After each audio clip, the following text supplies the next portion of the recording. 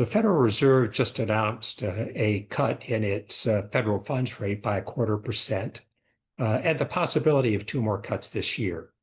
They're directing their focus to being sure that we have stability and growth in labor markets, and putting their immediate attention on inflation on hold, although being watchful as to what happens with inflation, particularly as tariffs have an impact on inflation over the next 6 weeks before its next meeting.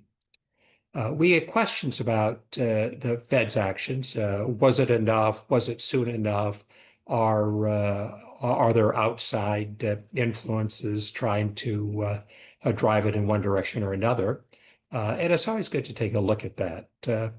Certainly, the Fed is attentive to what's needed in the economy, and it has been focused on inflation, and now it's turning its attention, as it indicated last month at their annual conference in Jackson Hole, that they needed to start moving to make sure that the labor market remains stable.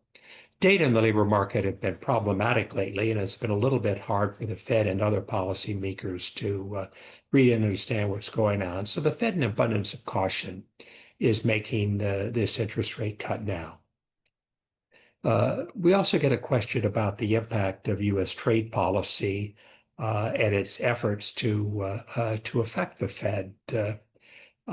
Trade policy certainly has an impact on slowing down economic growth and increasing the cost of doing business, which ultimately gets passed through to consumers in one way or another.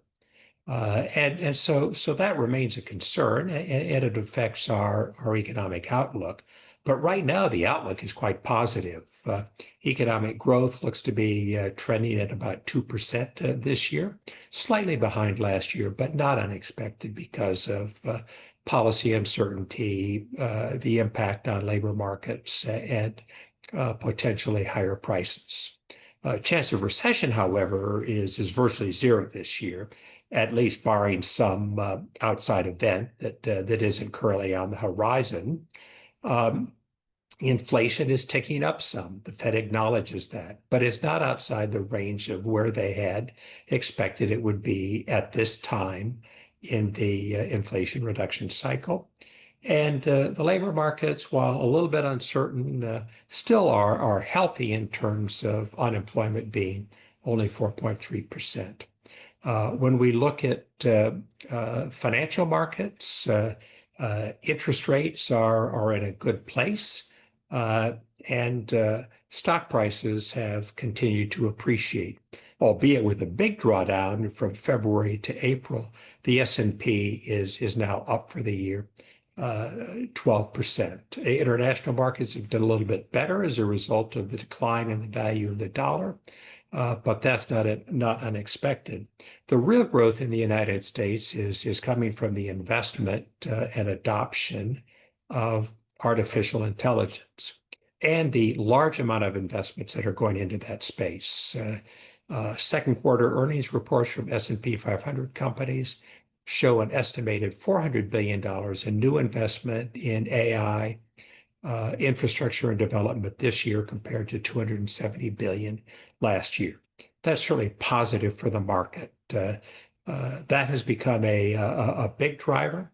But it's also helped create a dispersion in earnings growth in the other non-tech companies. We're glad to see stock prices appreciating. We think that that'll continue through the end of this year and next year. But we're always alert for a correction, which just happens in markets after they've been growing at a good pace for a period of time.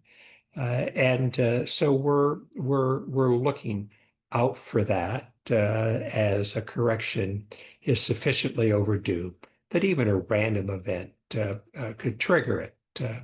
We're advising our clients to make sure that their exposure to risk is consistent with their plan, and that any need for cash over the next 3 to 4 months has already been lined up and identified.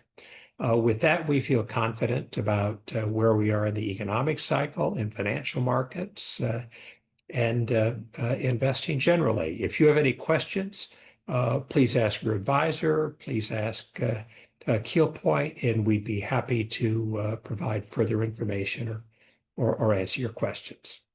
Thank you.